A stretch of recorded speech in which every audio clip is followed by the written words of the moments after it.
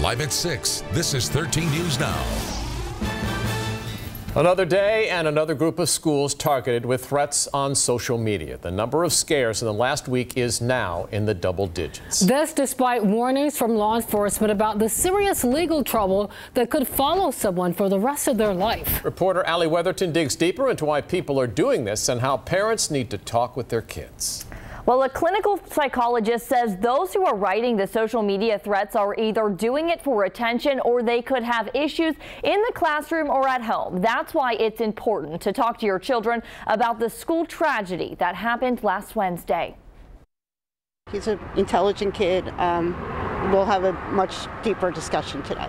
And it's a discussion some parents thought they'd never have to have with their children. We didn't have school shootings when I was a kid. What do? You go and get your kid. In the last week, threats continue to spread on social media apps like Facebook, Instagram, and Twitter. How do I know my son's going to be safe in school today? So far, police have charged several students in Hampton Roads with making threats, but parents and kids are still worried. It's on your mind when those things happen because it feels almost surreal, even though it's happening more and more. Licensed clinical psychologist Janelle Mason says what's important is talking with your children. Mason says first, you need to have a clear mind and focus. It's good for parents to be able to be calm and reassuring themselves so that the children's anxiety doesn't amp up. Mason says emotions are like an infection. They can be contagious and rub off on your kids. Another piece of advice she has, don't allow your children to watch too much about the tragedy in Florida. But when children see graphic images like they see on TV, it has a really strong impact on their emotional state. Now, Mason also says to remember that the school system and police will monitor these threats and investigate them. She says it's important to trust them and take your children to school. Allie Weatherton, 13 News Now. Isle of Wight Sheriff's Office dealt quickly with a threat against Smithfield High School. School officials say a 17-year-old student is in custody and will be charged with a Class 5 felony for allegedly posting threats on social media.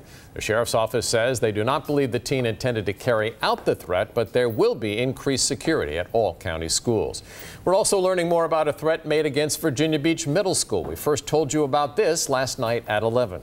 School officials found out about the threat yesterday after school, and police say a student was quickly taken into custody and charged with threatening bodily harm via electronic communication. Well, the fog took a while to burn off today, especially around our bridges, but the clouds did not cover that unusually warm weather we're having. Let's check in now with Jeff.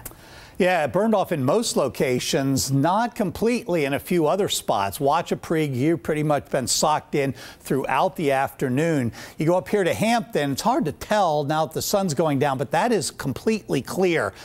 We've been watching that for the past hour or two. Yet Virginia Beach, look at that one. Some of that is starting to come in again, that little bit of fog. So we do expect the conditions to deteriorate again late tonight into early tomorrow. There's no rain out there. Anytime you get the fog, though, you have a chance of some of that mist and drizzle. But right now we're at 61 degrees. That's because the wind has shifted out of the north, even though a lot of other places it's southwesterly and everybody is still fairly mild. So we're going to have some sort of light and shifting winds tonight, but that's just another reason that we'll see some of that fog redeveloping.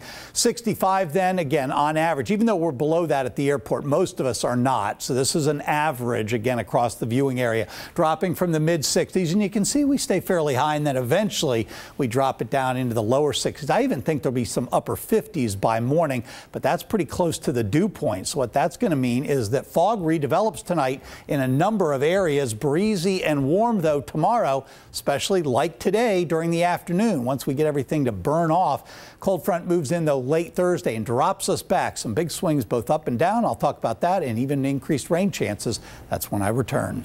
All right, thanks, Jeff. We are following some breaking news about a homicide at the Virginia Beach oceanfront. We just learned police are looking for Andre Giroux Bigby.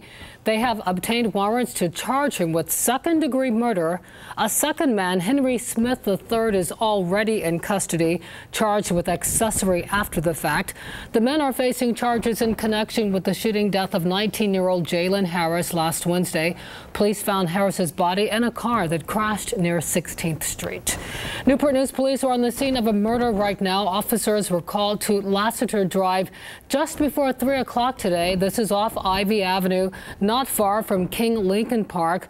A man was found shot to death. Investigators are still working to identify him and any possible suspects. Will the idea of a new pier at the oceanfront sink or float? It would be complete with a Ferris wheel, restaurants and shops. Today's City Council talked about the idea. Robert Boyd is outside City Hall with more. Robert. Well, David, Virginia Beach received some nice free advertising last night on the national level. They were featured for almost 5 minutes on the hit show The Bachelor. And basically the city says, hey, it'd be nice if the next time we were on national TV, we'd have a brand new pier to show off. And that was really the topic of discussion at City Hall today. The pier would replace the existing pier on 15th Street. It'd be a little bit bigger, about 860 feet, and consist of 2 levels. The lower level would be for fishing, and the upper level we're talking about restaurants, shops, and a 200-foot-high Ferris wheel. Now, the city would pay for the actual pier, but everything else would be privately owned and operated. The city estimates the total cost of the pier at about $25 million, which would come from tourism taxes.